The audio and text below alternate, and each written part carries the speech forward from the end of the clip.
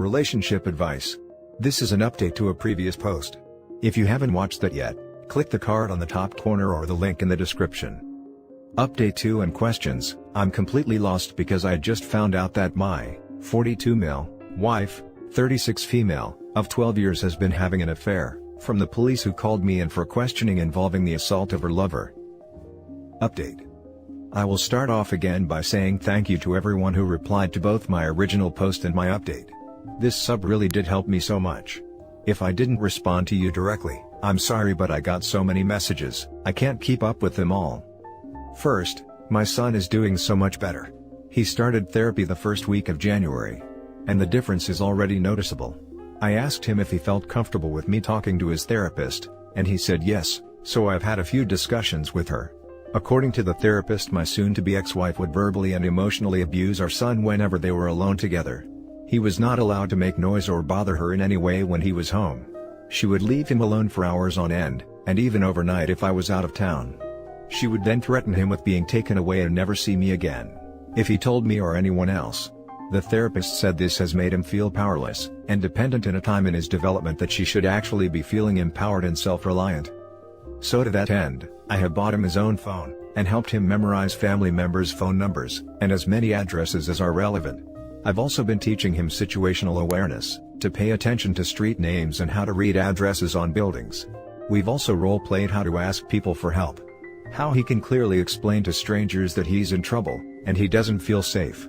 I know this may sound silly, but my son can be a bit introverted and shy when he doesn't feel comfortable. Even though we've only been doing this for a few weeks, I can see that it's really building his confidence. Any suggestions on how to continue to build his self-reliance would be really helpful. His safety and well-being is still my #1 concern right now. As for myself, I'm doing as good as can be expected. I started therapy around the same time as my son, and although I don't speak to my therapist as much as he does, it has helped to be able to talk through my thoughts and feelings about everything that has happened to us and our family. The numbness is gone, but it was replaced by a white-hot ball of anger in the pit of my stomach whenever I think of my soon-to-be ex and what she's put our family through. Funny enough, although I hate feeling angry, it's a lot easier to deal with than the numbness. My therapist says this is part of the grieving process, and it's not how we feel but how we channel those emotions that matter. As for my legal situation, well, I'll be honest, it's the scariest thing I've ever dealt with in my life. I was awarded temporary full custody and child support, which I didn't want, but my lawyer pretty much demanded we ask for, as well as a continuation of the order of protection for myself and my son. At the request for an order hearing, which neither my wife nor her lawyer showed up to, the judge asked if we would allow supervised visitation, but my son absolutely refused, which was why my lawyer told me to bring him along. The judge asked my son if he would speak to him alone, and he agreed. The judge, stenographer, and a child welfare officer went into chambers with my son, and met for about 10 minutes. After their meeting, the judge granted the temp orders and ordered therapy and psychological evaluation for my son. Luckily, the therapist he is seeing is somehow involved with, or accredited to work with the courts, so he doesn't have to see another therapist.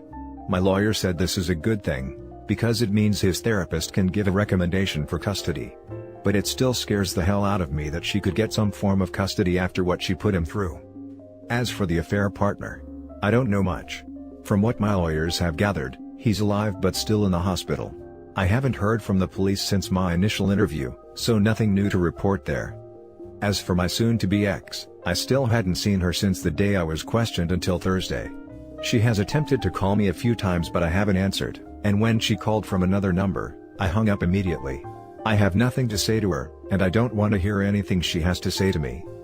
Her lawyer requested a preliminary hearing for our court-appointed mediation. She was served the second week of January.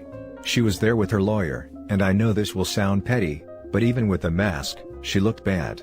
My soon-to-be ex was always an attractive and athletic woman. I swear in our wedding photos she looks like a supermodel. But now, well, she's lost so much weight it's disturbing. She looked sick and frail. She didn't even look at me, she just sat with her face down through most of the meeting. Long story short, everything they asked for was ridiculous. They wanted visitation during the divorce proceedings and shared custody after. They want us to drop the order of protections. She wants to cohabitate until the divorce is finalized. I'm not joking. After all this, she wants to live in the same house. It was so insulting that my head throbbed through the whole meeting, But it was all worth it for the big reveal we gave to her lawyer. Her lawyer asked how we should handle discovery for the division of assets, to which my lawyer got this shocked look on his face and said, "What division of assets? Read the prenup." The look on her lawyer's face was priceless. She hadn't told her lawyer about the prenup. My late uncle, who was the founding partner of the law firm I use, wrote that prenup and actually hired her lawyer to look over it for her before we married. According to my lawyer, it's a thing of beauty because we never mixed finances, per my uncle's instructions. The house we live in was a gift to me from my uncle before we married. All the utilities and insurances are in my name. All the vehicles are registered in the owner's name only. And we never had to sign for any debt for each other. We have one shared savings account that is used for household maintenance and an emergency fund. It has around $8,000 in it, which she has already drained. There is less than $300 in it now.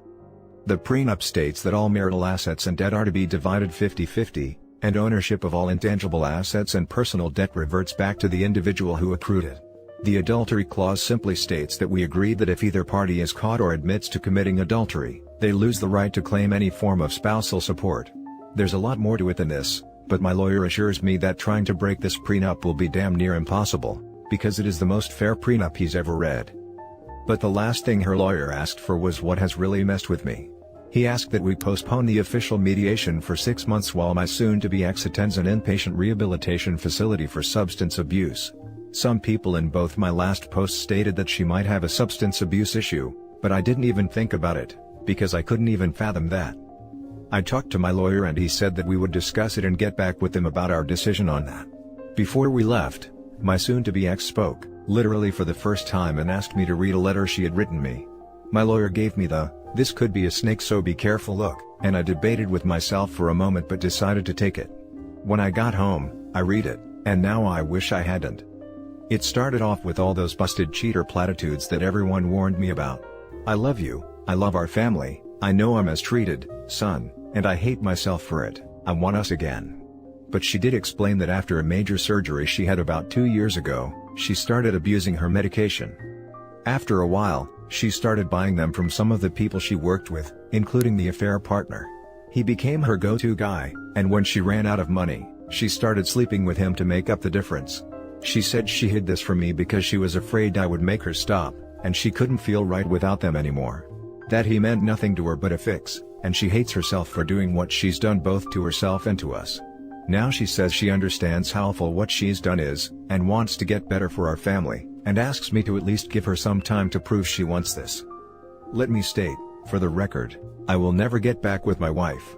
Our marriage was over the moment she cheated on me, and abused our son, but damn, where the hell was I while all this was going on?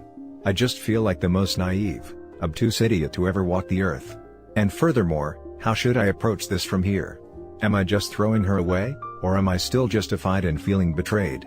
I feel like such a failure as a husband and a father right now.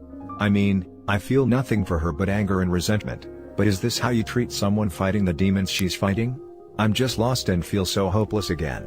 Anyway, any advice would be much appreciated here. Now for some top advice. I love happy endings.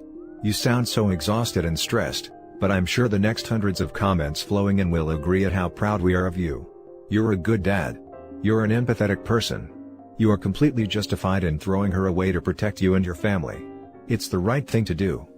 She'll have to fight her demons her own way, but not by continuing to hurt you and your son. I might not know you personally, but I'm so proud of you, and I just know you and your son will get through this. Keep up the great work. Thank you so much. I really did love her, but I don't anymore. Not after all this.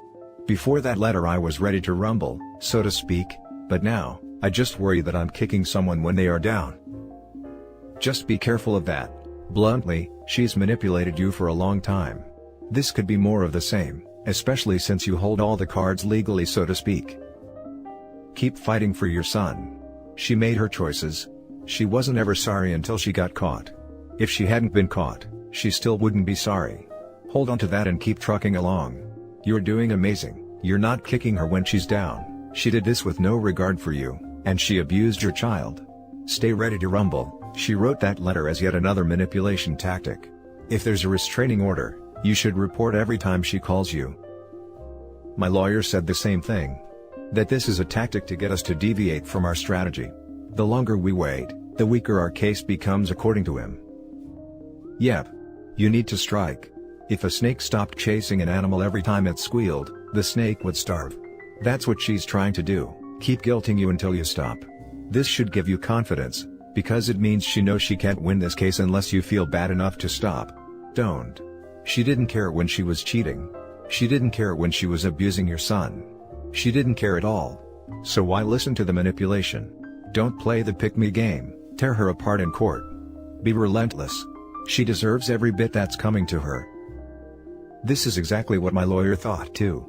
This is her attempting to slow down the divorce process to give herself a better position for the custody hearing.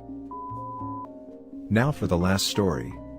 My fiancé, 27 female, cheated on me, 29 male, and we share a child in common, and my life is literally falling apart.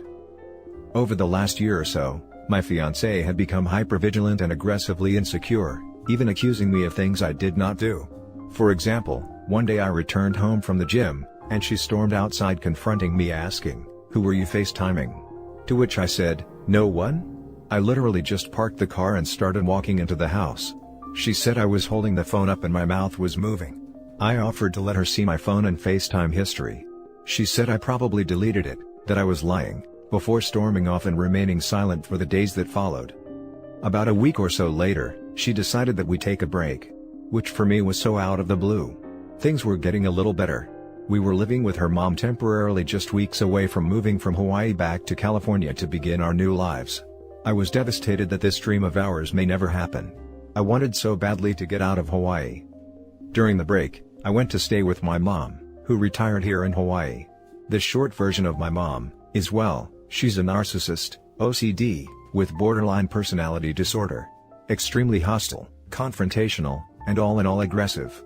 My daughter, 2 female, stayed with me 3 days out of the week during our break.